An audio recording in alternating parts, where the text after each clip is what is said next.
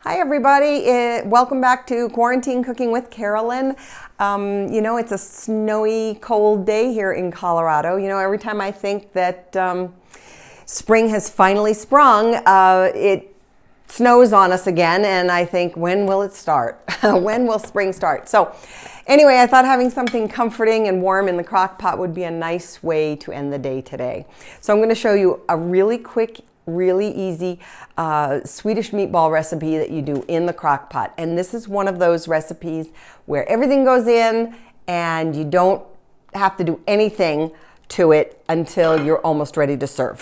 So what you need to make this recipe is 1 2-pound bag of frozen meatballs, whatever kind you like. I'm using turkey because I like to cut the fat a little bit, but you can use beef, you can use chicken, whatever you like is fine.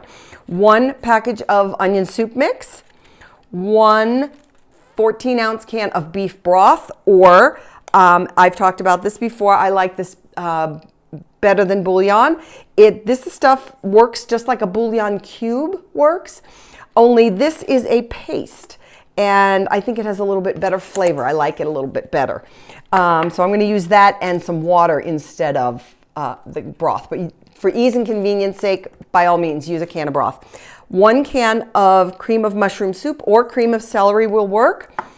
2 tablespoons of your favorite steak sauce. And then later on, you're going to need some sour cream and some egg noodles to round the recipe out. All right, so the first thing you are going to want to do is you're going to want to open your cream of mushroom soup and pour that in. And you're not going to dilute the soup at this point like you would if you were making a can of soup. You're just going to put the mix in there. And that's all there is to that, okay? And then you are going to add your onion soup mix. I better use the scissors on this. There we go. Then we are going to add our bouillon or our broth, depending on what you decide to use. And this stuff is very sticky, so I'm going to do that with it. And then because I'm using that, I'm going to add the water and 2 tablespoons of A1 or whatever your favorite steak sauce is. So there's 1 and there's 2. Okay. And then we're going to just stir that up. Let me use the whisk here. That might get it a little bit creamier and nicer, smoother. All right, just like that. All right, that looks really good. And I've talked a number of times about using these liners. These liners are the best thing since sliced bread, I swear. They save so much cleanup. I love them. And then I'm going to add my meatballs. And I'm just going to make sure they're all in the sauce there if I can. And I'm going to cover that. And I am going to put that on low for 6 to 8 hours or on high for 3 to 5. So our Swedish meatballs are now done.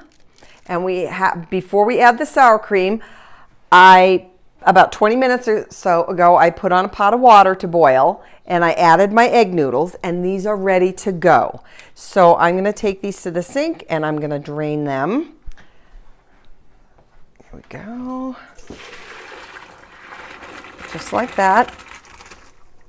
Okay. And we'll put that over there. And we're going to let those drain just a little bit longer, just for a minute, while we add the sour cream to the Swedish meatballs. Now, you can use regular sour cream, you can use the less fat, or if you really want to curb the fat, you can also add fat-free Greek yogurt. And that would help a lot with the calories if you're looking to do that. I know a lot of people are trying to watch it because we're home and we're not as active as we have been. So There you go. I've mixed that all up, and that looks all creamy and yummy and really good. Ooh, yum, yum, yum. All right, so I'm going to come over here, and I'm going to take the noodles. Ooh, that's a lot of noodles.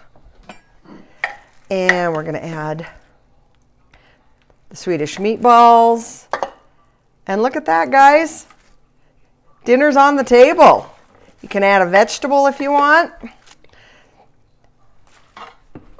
Maybe a little parsley to make it look pretty. So give this a try tonight, guys. I know you've got this.